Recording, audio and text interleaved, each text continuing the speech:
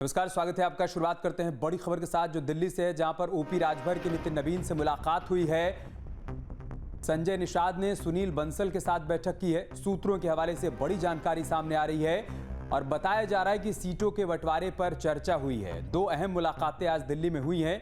एक तरफ एसबीएसपी के राष्ट्रीय अध्यक्ष ओपी राजभर ने नितिन नवीन से मुलाकात की है, तो दूसरी तरफ संजय निषाद ने सुनील बंसल के साथ बैठक की है और सूत्र जानकारी दे रहे हैं कि आगामी 2027 विधानसभा चुनाव में सीट बंटवारे को लेकर चर्चा हुई है। तो दोनों नेता आज दिल्ली में मौजूद थे और इस दौरान यह अहम मुलाकातें हुई हैं। एक तरफ सुहेल देव भारतीय समाज पार्टी के अध्यक्ष ओम प्रकाश राजभर ने बीजेपी के राष्ट्रीय अध्यक्ष नितिन नवीन से मुलाकात की है, तो दूसरी तरफ निषाद पार्टी के प्रमुख संजय निषाद ने सुनील बंसल के साथ बैठक की है और काफी देर तक ये दोनों बैठकें चली हैं। सूत्र जानकारी दे रहे हैं कि बहुत संभव है कि इन दोनों ही मुलाकातों के दौरान 2027 विधानसभा चुनाव में सीटों के बंटवारे को लेकर चर्चा हुई हो। चूंकि एसबीएसपी और साथ ही संजय निषाद की निषाद पार्टी उत्तर प्रदेश में इस वक्त भारतीय जनता पार्टी के साथ सरकार में साझेदार हैं और इससे पहले के चुनाव में भी साथ में ही चुनावी मैदान में उतरे थे। ऐसे में संकेत इस बात के मिल रहे हैं कि 2027 में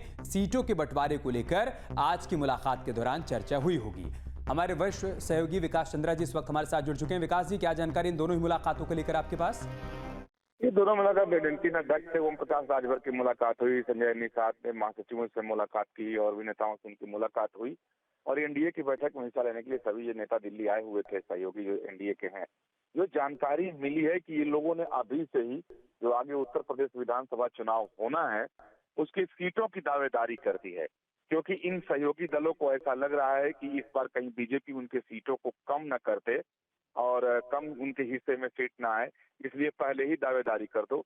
तो इन दोनों नेताओं ने आज मुलाकात की और अपने सीटों की ही बात की। तो बीजेपी के नेतृत्व की तरफ से इनसे कहा गया कि अभी हमारा 21 तारीख तक अभियान चल रहा है, 21 तारीख के बाद से हमारी बैठकें होंगी और उसमें हम लोग बैठ करके सब बातचीत करेंगे। तो सीधी सी बात है कि अब बाकी अन्य बातों पर भी चर्चा हुई, लेकिन इन लोगों के मिलने का मुख्य मकसद यही था कि भाई पार्टी अभी ही ये सुनिश्चित करे कि इनको आगे होने वाले विधानसभा चुनाव में कितनी सीटें मिलेंगी। लेकिन बीजेपी की तरफ से कहा गया कि अभी आगे बैठक जब होगी, वार्ता होगी, तो सब कुछ उसमें तय होगा। तो अभी से ही सहयोगी दल इसे कह सकते हैं कि बेचैन है, परेशान है या अभी से ही तैयारी में जुट गए हैं। लेकिन ये तो जरूर है कि बीजेपी उत्तर प्रदेश विधानसभा चुनाव की तैयारी पिछले 1 साल से लगी हुई है, तो शायद ये सहयोगी दल भी देख रहे होंगे, इसलिए उन लोगों ने आज अपनी दावेदारी भी कर दी।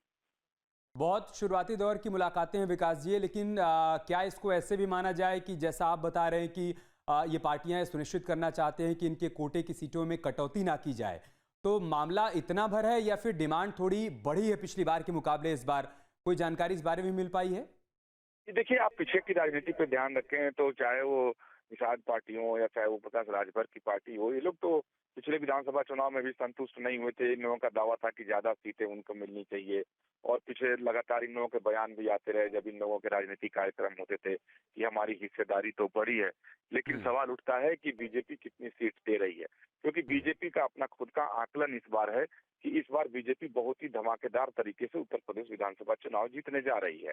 तो ये सहयोगी दलों को लग रहा है कि कम से कम जितनी सीटें हैं उससे कुछ बढ़े लेकिन कम न हो, और यही वजह है कि इन लोगों ने अभी से ही दबाव बनाना बीजेपी के ऊपर शुरू कर दिया है।